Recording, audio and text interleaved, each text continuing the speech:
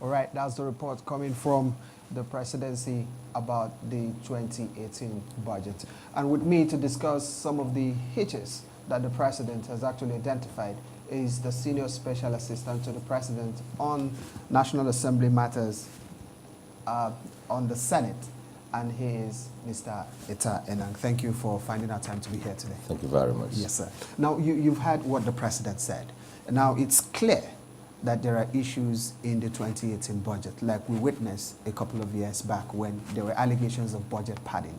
Are we clear to say that this is exactly what has happened in the 2018 budget, as enumerated by the president? I want to say that Mr. President had to draw attention specifically to this issues so that the public will understand in the course of implementing the budget, we may run into some hitches because you cannot award a project unless and until you have costed the project, one.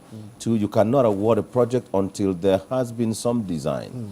Three, you cannot award a project if you are sure that there is perhaps a project of the same nature a kilometer or so away.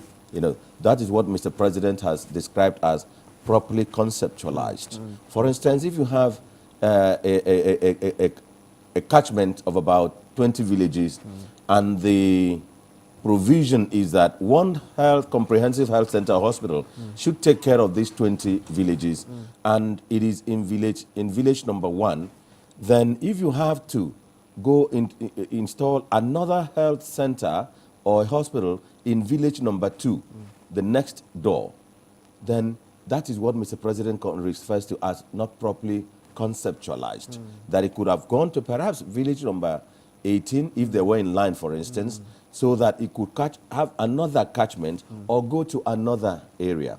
Now again, Mr. President we took example from what we had last year. Last year, in the course of signing the budget and before signing the budget, His Excellency, the then acting president, Professor Yemi Osinbajo, had several meetings between the leadership of the National Assembly, myself, my colleague in the House of Representatives, and the ministers responsible for the core ministries, particularly the key spending or implementation ministries. And we had agreement. And Mr. Acting President, as he then was, drew attention in the course of that, in the course of signing the budget, to an understanding, an agreement we have that we will submit a supplementary budget immediately after. Now, after that, Mr. President submitted a supplementary budget, asking for amendment. He submitted again vehement, but it was not attended to until the life of the budget expired or was spent. Therefore, it became necessary this time, first,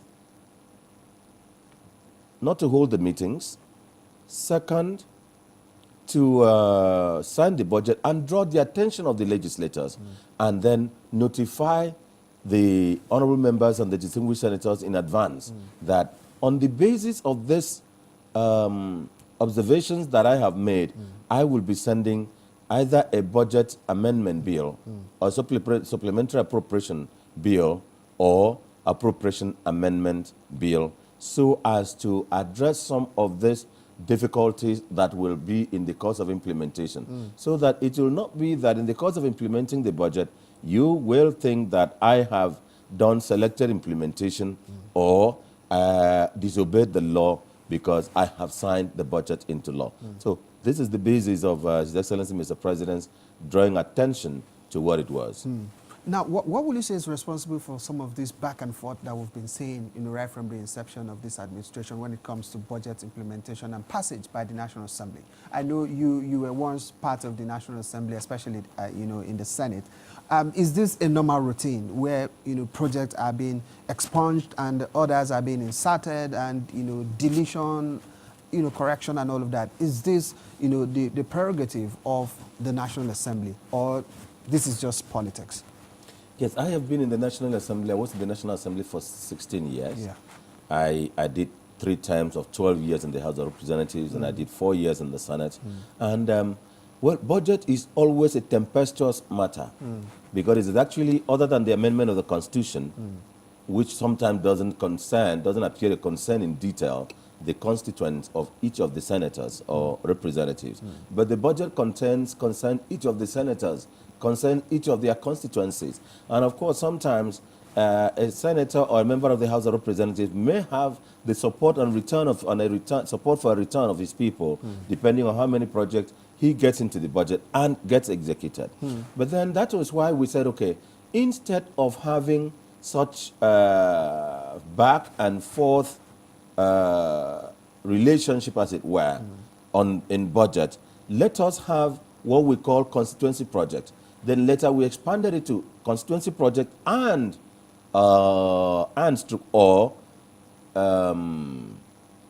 zonal intervention project, where you have, for instance, $100 million, 100 billion naira. You make it available to the National Assembly, and you say, put in projects of yours.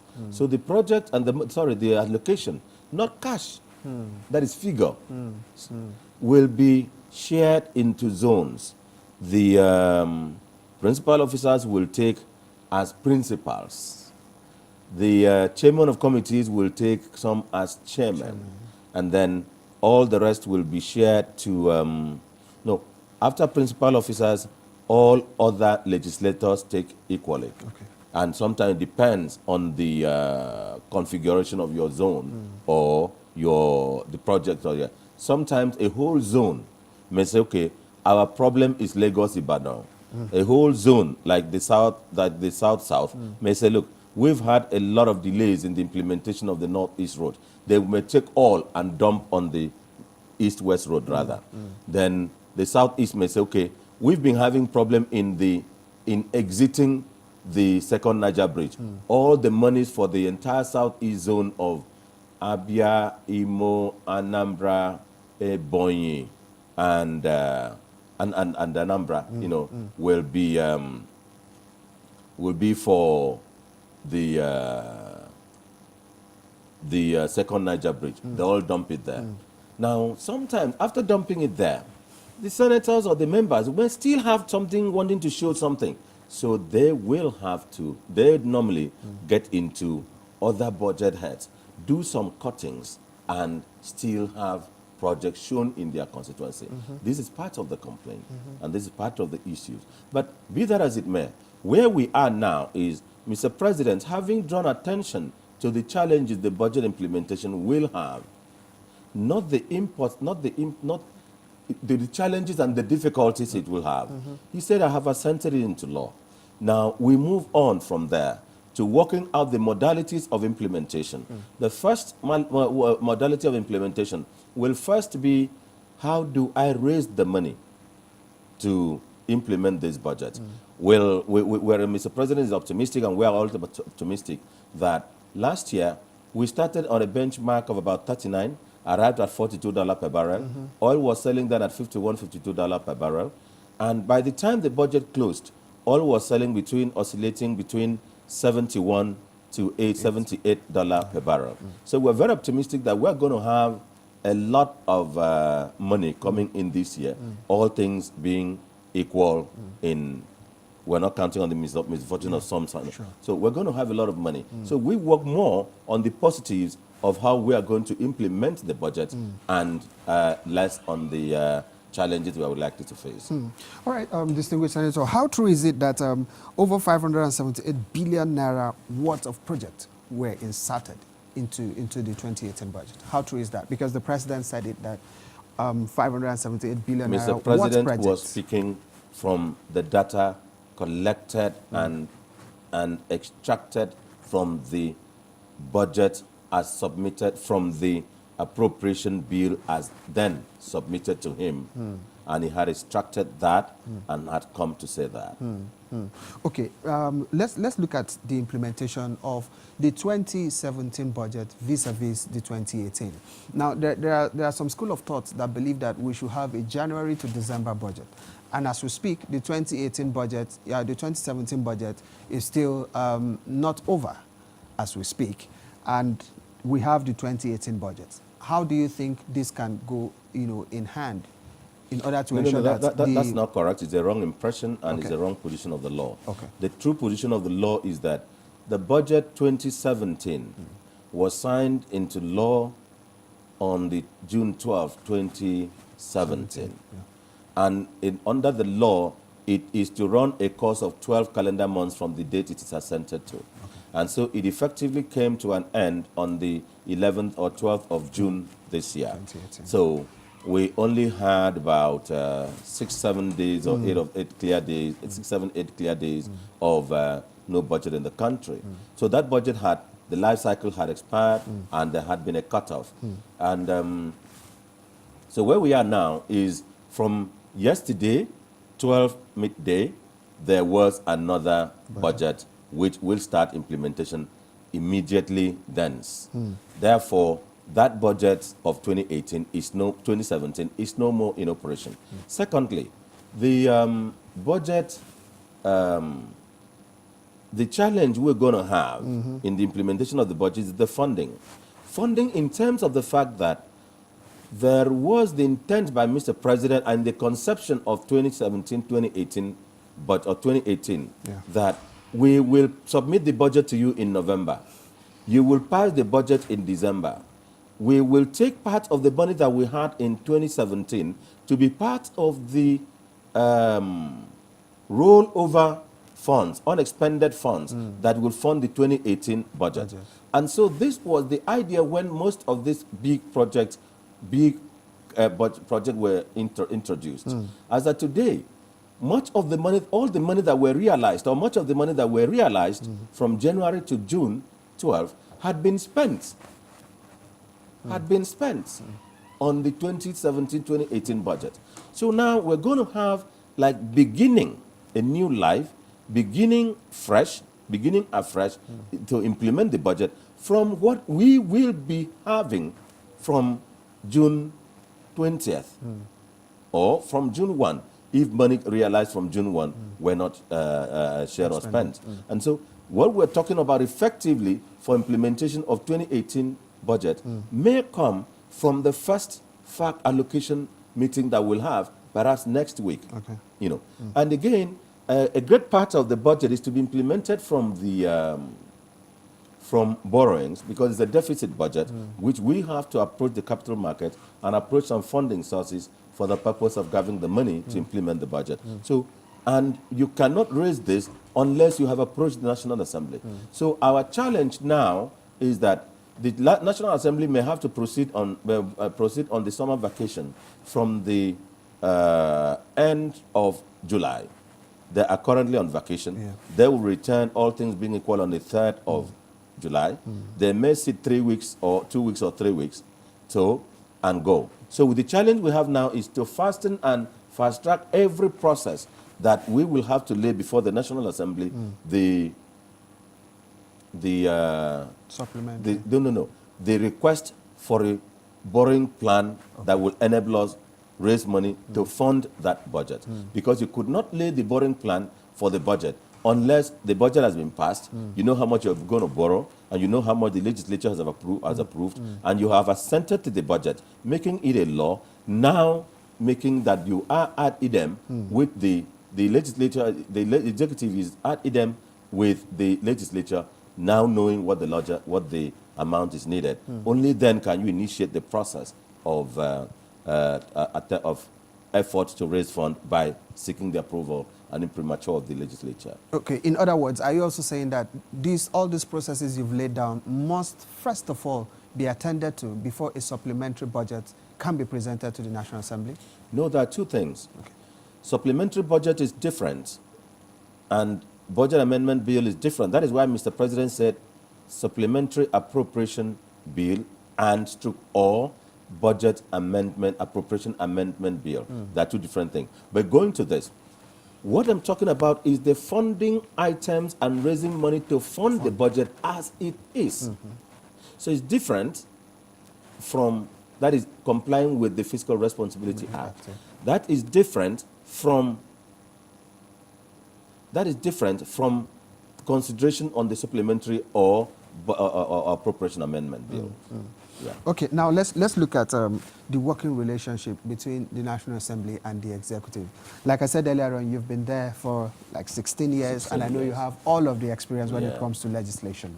The bickering, permit me to use the word bickering, between the National Assembly and the executive, would you say this has also affected, the swift passage of the 2018 budget? Because like you rightly pointed out, the budget was laid in November and it was expected to have been passed sometime in December or latest by January. But we are in June, and it's just been passed a couple of weeks ago and the president is assenting to it just yesterday. Will you say that these are part of, the bickering that is happening between the National Assembly and the executive that is affecting some I of these wouldn't items? reduce it to simplistic terms. I call it bickering. It is the strict application of the provision of the Constitution which talks about separation of powers. And I've always maintained, and I still maintain, that any time that you find the legislature and the executive working hands in gloves, holding hands like this, and working as husband and wife, the public should take cane and go and beat both of them. Because at that stage, they are likely to collude against the people. Now, I'm sure you don't like the situation that is happening in the Houses of Assembly, where nobody, no arm of government checks the other. The executive, the executive and the governors treat the legislators as if they were parastatals, as if they were domestic aids. They don't treat them like an arm of government. The attention they give to the minister and to the commissioner and minister of finance is bigger and higher, or the minister or the commissioner of the ministry and the Ministry of Works is bigger than what they give to the Speaker of the House of Assembly and the House of Assembly members. That is wrong. And they treat them lower than a parastatal. But with the Mr. President's effort and action, signing the autonomy bill of the legislatures into law, I believe it's going to be different. Now, why am I going on to this? It is that this is what you're having is just each arm of government being able to check the other for the benefit of the public. The public, well, sometimes it goes too far. No, it doesn't go too far. It goes very far for the purpose of stopping one arm of government, But it is really in the interest of the people to say, look, I submitted money for appropriation for Mambila, and I submitted money, what I want to spend on wage adjustment for public servants. I submitted money on what I want to use in paying for antiretroviral drugs for afflicted Nigerians or patients. And I submitted money for East-West Road. You have cut the money, And the legislature could stand on the other side and say, no, we didn't cut the money unjustly. We found perhaps some need to balance some areas. Or perhaps we found that it wasn't going to be possible to raise so much of the monies. This is our justification. Whom are there both sides trying to defend? Let me interview you now. Yeah. Who is the legislature trying to defend? The citizen. Who is the executive trying to defend? Of course, the citizen. So in the course of this, you find the citizen being the beneficiary of the goodwill of the executive and the goodwill, the good intent of the citizens. In the course of it, they draw closer, and they meet at a point that the correct complementary interest of the entire citizenry is involved. So I don't think that Nigerians should be unnecessarily worried about sometimes the delay. No, they should be worried about the delay. They should be worried about when, like President Obasanjo then will say, a joke taken too far when we did the impeachments, as it were, impeachment attempt, as it were, or threat, as it were. We shouldn't necessarily worry, but we should try to put both sides together. Both sides together. Nigerians should accept. Look at the United States of America. It is run by the Republican president. Yeah. Meanwhile, sometimes he brings measure before the legislature. a Republican-controlled Senate and Republican-controlled Congress. Yeah. And he still has it difficult to get it through. Sometimes they simply reject it, and it has to come by executive order, you know, because both sides are trying to protect both the interest of the people. So all I would advise at this time is for the citizenry to be very active on both sides, on whipping the executive into line, whipping the legislature into line, not condemning or condemning either side when each overstep their bound. And the citizen, I'm sorry I want to say this, Okay. I want to, my people in the presidency and the executive, not to take offense with this. Some citizens should be active in taking the legislature to court. Citizens should be active in taking the executive to court over a matter they feel that either of them has either infringed on the constitution or infringed on the law, or one has exceeded its bounds or the other has acted against the interests of the people. Because that is why by the time you take the executive or the legislature to court, and the foundation is laid, a precedent is set, a declaration is made by the court, either side will be guided in what it has done. Let me commend the judiciary, because they have been very active in this democracy. The legislature has been very active. The executive has been hyperactive. The judiciary has been very active. Why am I saying this? You'll have the greatest level of judicial activism under this administration, because you can freely go to court. The court is free to interpret the Constitution, the standing orders of the House or Senate, and the law in the manner that they see it, and hold the legislature to a restraint. Look, you've exceeded your powers. You cannot call someone an executive to ask a question bordering on commission of a crime. That is the duty of the executive through the police or through the anti-corruption agencies. You cannot declare somebody this or that. You cannot pass this judgment. It belongs to our powers. You cannot go this extent of investigation, because that is the job of the executive. You cannot go on wanting to be part of the implementation of the project, because having passed the law, that is part of the executive function. Therefore, this is a very active and the best democracy in the last 19 years. This is the best. Where the president says, look, I am president presiding over the country. The Constitution has given me limited powers. The Constitution has circumscribed my powers. Do not get into my jurisdiction. I swore to protect the law and defend the Constitution. The legislature will say, no, you cannot make this executive order. It is beyond your powers. You are infringing on my jurisdiction as the legislature. You know, and each of them, either of them, or through the citizens' legislative or judicial activity or advocacy, public advocacy, will go to court and say, look, court, look at these people. They have not, each of them, one of them has infringed on my right and has exceeded the power I gave him, has gone into the power I gave to the other person, restrain him. So this is when it is very active. And Nigerians have been very, very involved in this administration. They have kept us on our toes.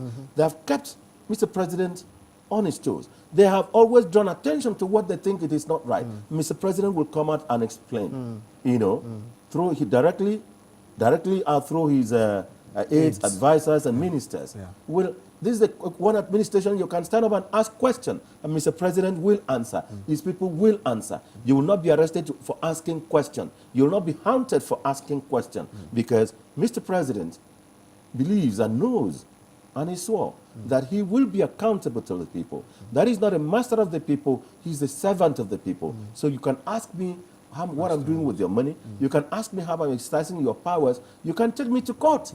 If you feel I'm exceeding your powers, I will defend myself. I will explain to you. Now, with all of this that you've reeled out so far, then where exactly is the issue of budget padding coming into the fore?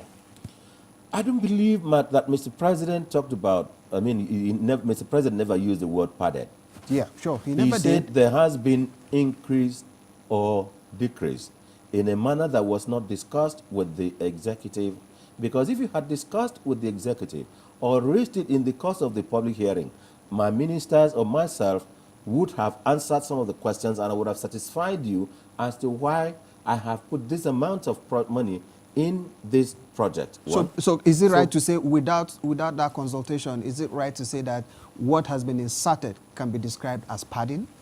I will not answer the word padding, because in all my legislative years, I've been a councillor in the local government, I've been a member of the State House of Assembly, I've served in the House of Representatives for 12 years, I've served in the Senate of the Federal Republic as a senator, I had a now advisor. Throughout my legislative years, I never heard the word padding. And I want to say that padding, the word itself, is strange to legislative lexicon. Okay. Okay. And so, what Mr. President did not use the word when he signed this budget, padding. And so he simply drew attention to additions, insertions, alterations, or but the legislators are coming out to defend themselves one way or the other, to defend what they did one way or the other. But I want to say that we will move on and make sure, get on the modalities of implementation and raising money.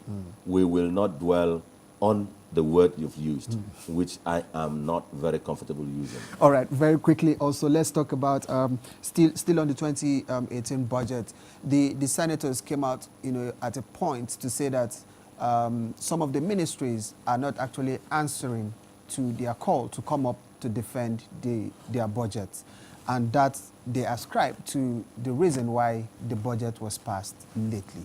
Do you want to subscribe to that? I think it was only one or two ministries that did that, that would not appear. And the ministers had some excuse or gave some excuse, and Mr. President had to direct them to appear. I want to also say that there is more to this. What I mean by more to this is that it is not just the budget of the national budget that was involved or that is in focus in this instance. Yeah. When Mr. President submits the budget, he submits two sets of budgets. The budget of the federal government, then he submits the budget of the parastatal agencies, like Federal Inland Revenue Service, the Independent National Electoral Commission, the budget of the NCC, Central Bank, Deposit Insurance, Oil and Gas Free Zone, and others. Now, what the Senate legislature has passed now is the national budget. Although the budget of all those agencies are still pending. And so it was not just the national budget. It was more of the budget of the government-owned agencies. And I had to first make letters to the agencies. As Senior Special Assistant to the President, Liaison Officer to the President on the legislature. I made letters to them requesting their cooperation and quick submissions or response to the committees. Then when they did not, then when we had a meeting with the President, we had to raise, the Senate President and Speaker, the leadership had to raise it with the President, and Mr. President said all the ministers, all the heads of agencies should appear to defend the budget of the government-owned corporations or government-owned enterprises. But it wasn't just this. It was only two ministries. So it cannot be taken as an excuse for not passing the budget. But I think that the background, or what we can take as the underlying of the non-passage, was that the legislature perhaps wanted a full-scale implementation of the 2017-2018 budget because this is the last budget before the nominations and election, before the nominations. And so they wanted perhaps what the government and they themselves can show on the ground. And so they delayed and they delayed and delayed, and they got it, and they got away, and they got it. So the legislature gained. Yes, the legislature, it was a law, and so we were bound to implement. But we had a gentleman's agreement that you will pass it so that we can start roll over some projects into 2018, start implementation by January. And that is what Mr. President is still asking them at this time. Please let us be able to return to this. Now, with all of these that the President has identified in the 2018 budget, what do you think Nigerians should be expecting? Nigerians should be expecting a very great implementation, a very hitch-free implementation, except those issues which Mr. President has promised to bring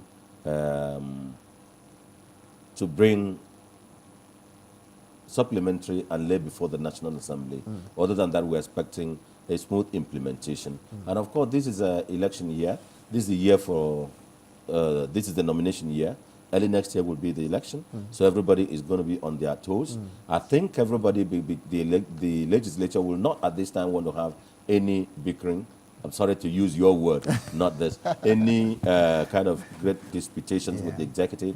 It is time to get together with the party and do what the party wants. I know we're a multi-party or a two-party, but two-party in practice, but a multi-party in principle. So the parties will want to. The minority party should and will want to flex muscles to show some disturbance, to show some, they don't create disturbance, they create heat for the purpose of putting the government and the governing ruling party on their toes for the desires of the people. So they will want to do that. But Mr. President is ready to accommodate all interests, one.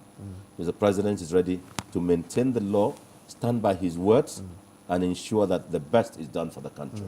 Now, also let's look at the principle at which this administration, hinges its campaign promises on, which is diversification of the economy. Yeah, moving into agriculture and all of that. In 2017 budget, we saw that the amount allocated to the agricultural ministry was not too good, like what Nigerians were expecting. Which year? Now, that's in 2017. Yeah. It wasn't too robust according to the document that we saw. Now, what's the difference in the 2018 budget? What are we going to see differently? I will not be able to put this argument into figures, but I want to say that what is agriculture? Agriculture at the federal level is simply policies. At the state and federal level is the practice. We do the support. And don't forget that the president can only has land under the land use and under the constitution in the Federal Capital Territory. So whatever policy you make on agriculture, you cannot translate it freely into the ground unless you have the cooperation of the state government. And so you make sure you have policies that will enable the states, each local government, to apply the land that the law vests in them in practically growing the crops. And what the president has done is to make sure that we lay such policies as allows for security so that farmers can get into the land and plant. We allow it for accommodation and legal coexistence between those who farm in protein, the herdsmen, those who raise cattle, those who raise goats, those who raise poultry, those who raise fish, so that each of them can have a chain, the value chain use. This one needs grass for his cattle, camel. This one needs the safety to plant his crops.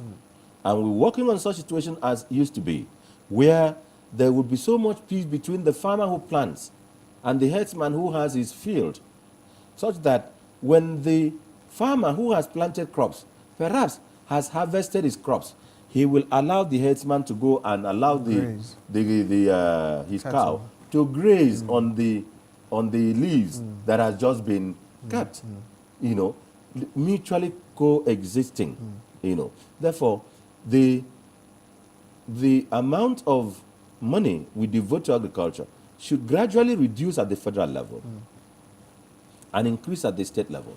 And don't forget, what we're talking about is not the national budget. It's the federal budget. The national budget is made up of the budget of the federal government, state government, and local governments. And so, when you look at the national budget, you look at what each of the states has provided for agriculture. You look at what each of the local governments has provided for agriculture. And you look at the support that the federal government policies will give to each of them getting whole on the ground and feet on the plow. Aside from bringing up policies, robust policies to help champion the cause of agriculture in this country, what other area do you think the federal government can come into to ensure that? Just a few days ago there were reports that the land borders are to be shut because of smuggling of rice, and with the farmers herders clashes all around, especially in the food basket of the nation, which is Benue State, do you think there shouldn't be more policies that will enhance food production and more participation in the agricultural sector? One of the things you do in agriculture is in agriculture and even manufacturing is to protect your local industries, your local manufacturers, to avoid dumping of their goods. Look at what is now called the trade war between China and America. What is the issue? The issue is that if America allows China to dump in their goods, inferior or superior, or quality compliant goods in America, then American goods and American companies will collapse. American companies will not be able to manufacture, sell, and pay tax. American companies will not be able to employ their citizens who will generate labor and earn a living and also pay tax. American companies will not be able to grow their economy or and increase their manufacturing capacity. So America is saying, look, if you are so comfortable with steel and other imports from other countries, you will have to pay higher tariffs. And so it is a normal, national, internationally acceptable diplomatic practice, diplomatic economic practice. Now, what is Nigeria saying? As of today, Nigerians have accepted that rice that is grown locally,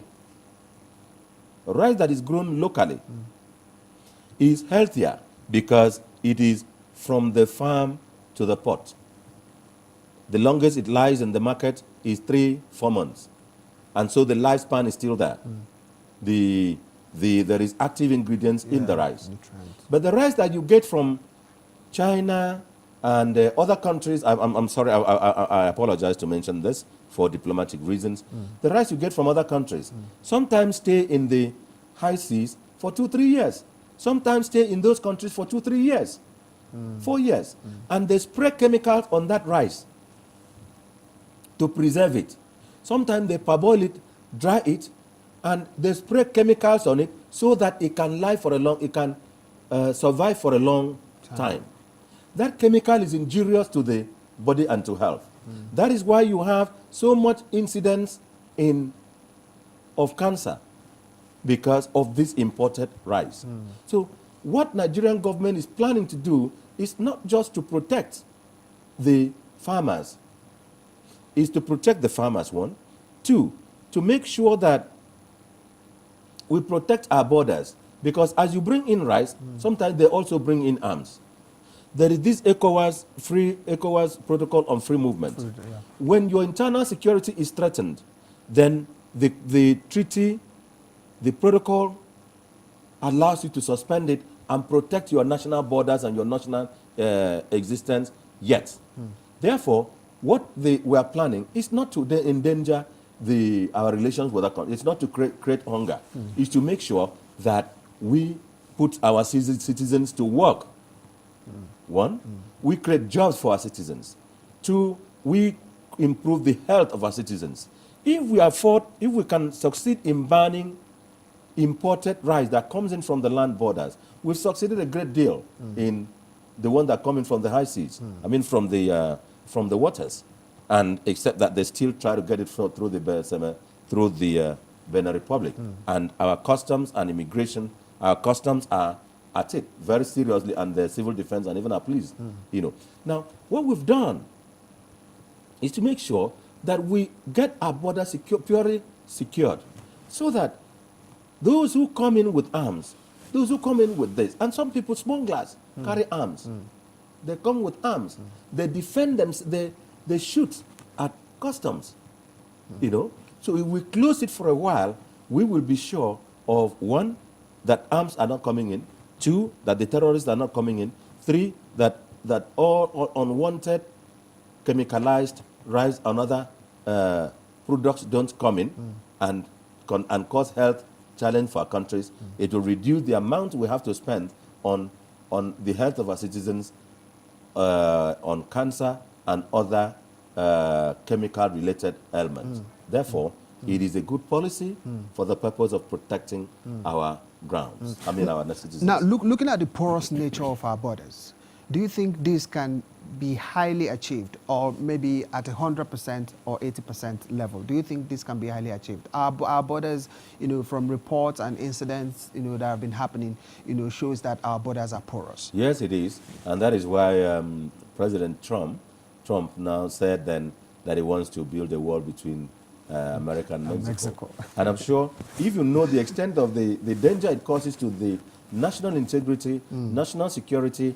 economic security, political or diplomatic challenge it poses to allow your border to be open. If you want to measure the effect, go to America and ask. And it became a very serious campaign issue between the Democrats and the Republicans. And of course, some Republicans did not agree with Trump, with candidate Trump as he then was, but some Americans are beginning to agree with him then. And of course, he's beginning to realize the other difficulties there. Therefore, we should also do a thing near to it for the purpose of protecting the security, preventing influx in arms, preventing bringing in of expired goods, and of course, even if you can bring them in, you have to pay appropriate duty if it is certified that it is fit for consumption. It is not chemicalized, And these people who smuggle in, they don't pay any custom duty. And so Nigeria loses. I'm sure you remember the other day that His Excellency and the Mr. President and the Federal Executive Council approved 1 billion naira for the Nigerian custom to buy patrol vehicles, hillocks and other vehicles to be able to police our borders against, and in fact, they specifically mentioned rice. No matter how much your children love Indomie or rice, you wouldn't want them to eat poisoned rice. There was a time that we were said to have our rice was made up of stone from Abakaliki, but they mentioned the destoned rice. That's to show you that no stone. And there is the federal government. What the federal government is doing is to provide a lot of processing mills, which helps the processors and those who bag it to get the thing properly processed in such a manner that it doesn't get to the floor to gather sand and stones. So that is it. And it is done in all over the country, all over the rice producing areas. Therefore, I think our policy is the best that is intended to grow our economy, grow our citizens, and win more support for His Excellency, Mr. President, and the All Progressive Congress. All right, 5 billion naira was cut from the provisions for pension redemption fund and public service wage adjustment. The president was not, happy about this, because he said this is a time that they're trying to ensure that, pensioners get their money, and now it has been reduced. What effect will this have on the I'm sure you agree that pension is one of the greatest political challenge of this administration and every government. And it's challenged the Obasanjo administration, and we came up with the Pension Reform Act. The Pension Reform Act of 2004, the further amendment, were to ensure that, one, you have contribution to pension. Two, that federal government provides its own share. It's the federal government share that we are to add to the contributory pensions of the due pensioners that has been cut now. And so the president is saying, I cannot release money which you have not approved, but I have requested this amount so that I can add and pay the pensioners. The pensioners no more earn monthly salary, but they draw their pension. Mr. President is saying, you have endangered the life and the livelihood of those who had worked for years, contributed to the economy of this country, gave their energy when they were strong. How am I going to pay these people their monies? Therefore, this is a challenge. And of course, Mr. President has set up the Wage Adjustment Committee and the other one to work on the national minimum wage.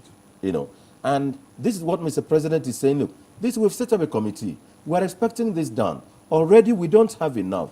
Please, you would not have cut this. I'm bringing before you a supplementary appropriation. The president is not saying, I'm going to disobey you. He's not saying, I'm going to release this money despite your refusal. He's saying, look, I requested you to approve. You have not approved.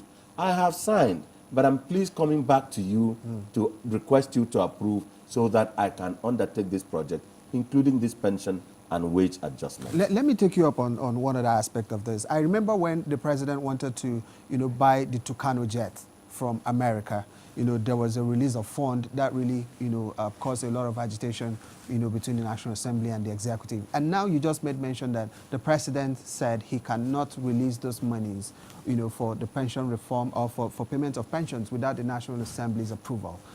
Does the president have an executive preserve to do some of these things when it's necessary? The president has powers vested in him to take emergency actions, and if it involves the release of funds, he would call the release of funds and seek anticipatory and anticipate the approval of the legislature. Now, when national security is imperiled. But on the Tucano funds, get this clear, and I'll be very slow in talking about it.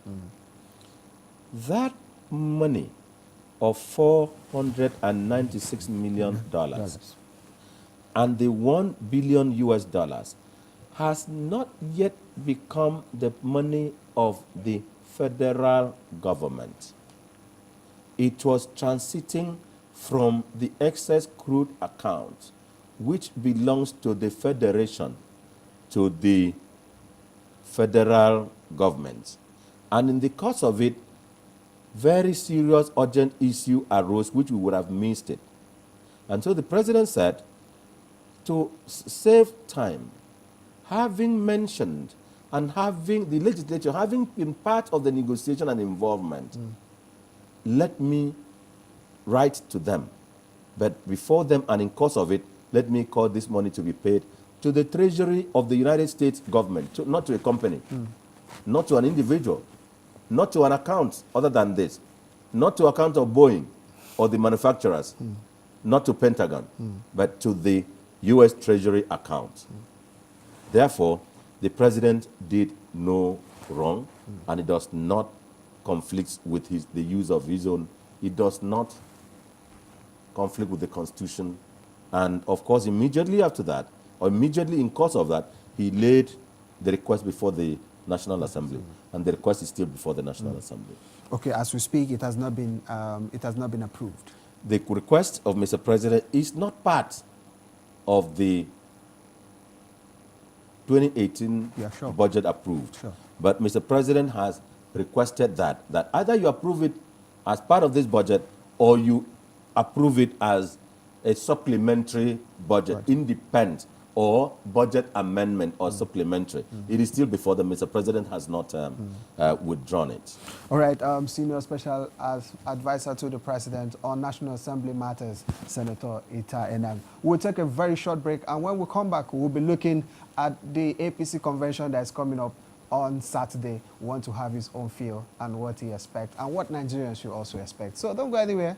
The Senior Special Assistant is still in the building.